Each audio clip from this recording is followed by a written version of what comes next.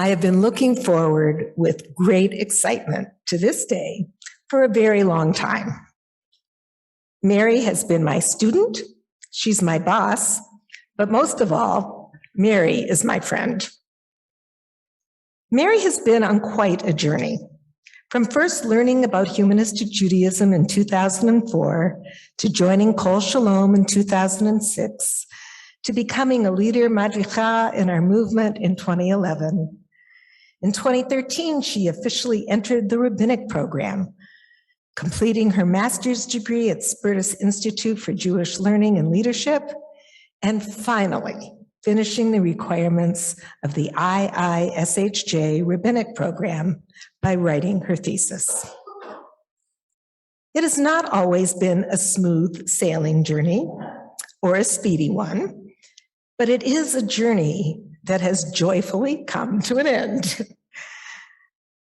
And this is all due to the kind of person that Mary is, tackling each course, each requirement methodically, one by one, with great care, while engaging fully in the process.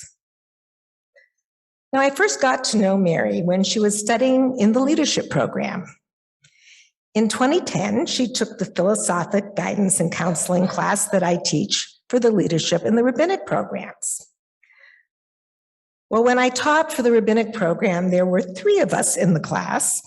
So in order for us to have some practical experience, I participated in the role playing. Denise Hendlarsky was the rabbi. Mary and I were the couple seeking to be married. Denise asked us what we loved most about each other. And since I can't make things up, I thought about all the things that I admired about her so that my answer was authentic and believable.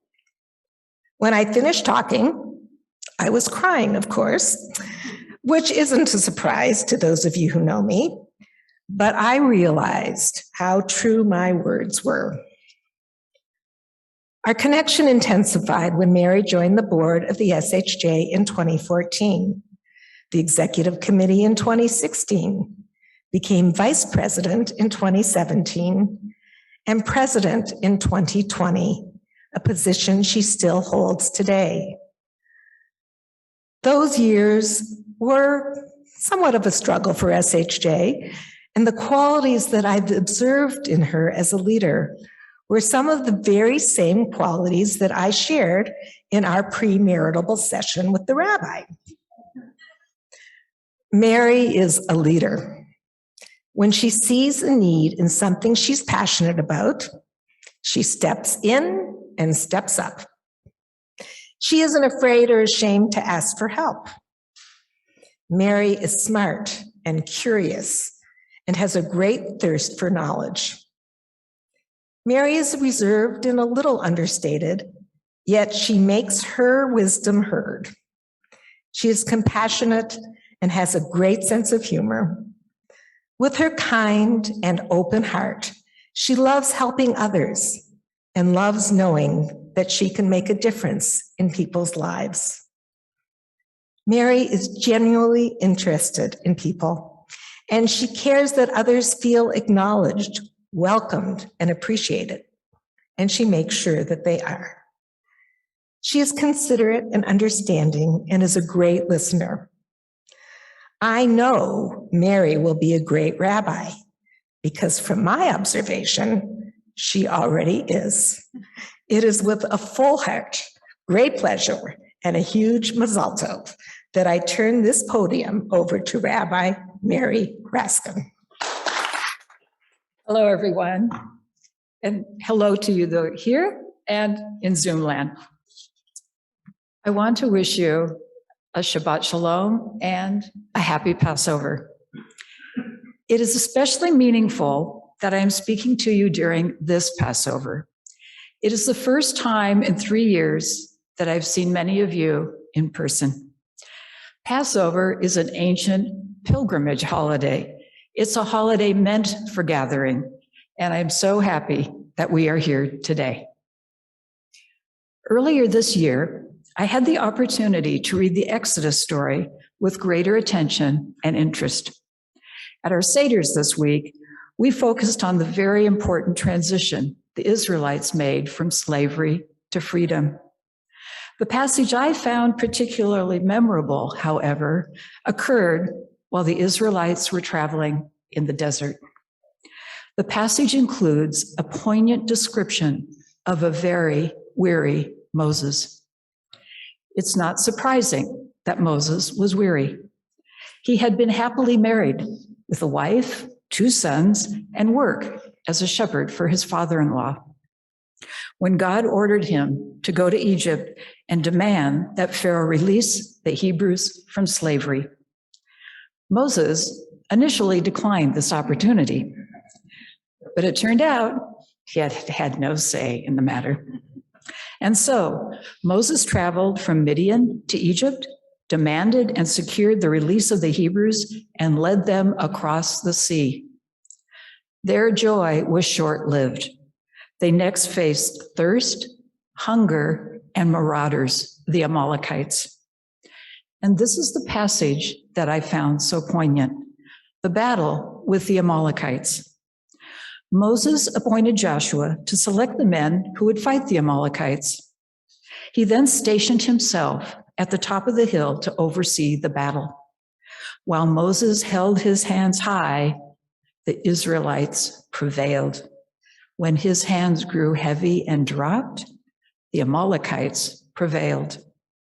Finally, 2 men brought Moses a stone to sit on, and they held his hands up until the battle was won. Of course, Moses was weary. He and the Israelites had entered the desert with the joy of freedom. They sang, they danced. Then they had significant setbacks. I feel empathy for Moses. In the spring of 2019, we celebrated the 50th anniversary of the Society for Humanistic Judaism. It was a joyous and inspiring occasion. We met again in the fall of 2019 to begin the process of imagining and planning for the next 50 years. Then, in the spring of 2020, COVID hit. George Floyd was murdered. Our democracy came under serious attack in January of 2021. We see the growth of angry partisanship. Last February, Russia attacked Ukraine in what has become a horrific war that impacts the entire world, one way or another. The last 2 years have made us weary. It is not just us. The entire country is weary. The people of the world are weary. The loss has been great. Jobs lost or considerably changed. Significant disruptions for our school children. We have lost loved ones. And whether the loss of the loved one was from COVID or something else, we could not gather in the ways that comfort us. We have been unable to gather even in joy. This Passover, I empathize with Moses. I am weary. Even with the battle raging, I have not always had the strength to stand and raise my arms into the air. Secular humanistic Judaism gave me an unexpected gift. It gave me the Bible. Yep, the Bible. I no longer find the ancient text tedious or confounding. Instead, I have a connection to those ancient stories.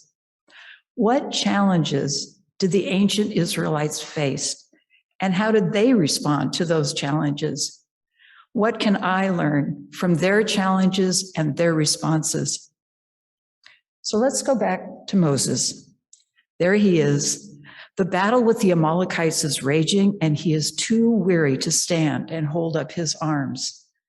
What happens next? 2 people come to his aid. They bring a stone for him to sit on. They hold up his arms for the fighters to see. With renewed vigor, the soldiers fought on and overpowered the Amalekites. The battle was won. There are two important lessons I learned from this story. One is that Moses did not give up. He was weary, not discouraged. The second lesson is that his community came to his aid. Moses did not ask for help. The volunteers came because the battle was important. They saw they could help, and they did help. We may be weary, but we are not discouraged. Secular humanistic Judaism is as solid as the rock upon which Moses sat. The values, teachings, practices, and creativeness of secular humanistic Judaism provide meaning and direction for us in this chaotic world. The richness of secular humanistic Judaism brings us together in community to support each other. Like Moses, we have people holding up our arms even as they hold up their own.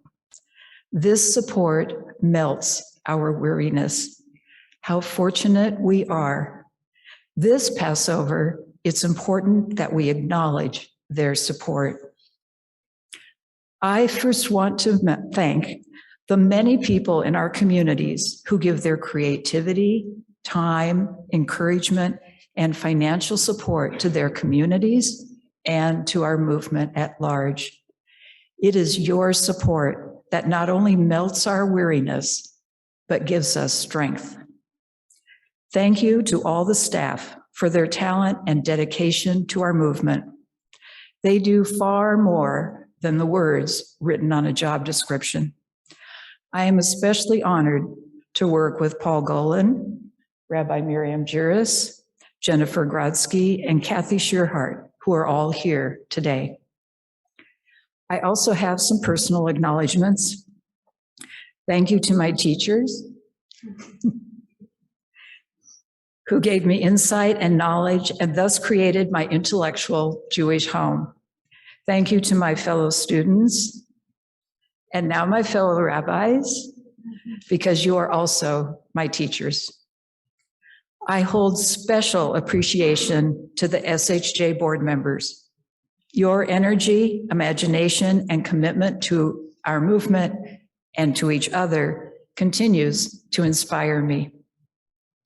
To my family and friends, thank you for your patience during the many times I was simply gone. While I did deep dives to write a paper or complete a project, I'm so glad you were there when I popped up again. There are not enough words to thank my husband, Gary Sampson, for his encouragement, cajoling, and admonishments.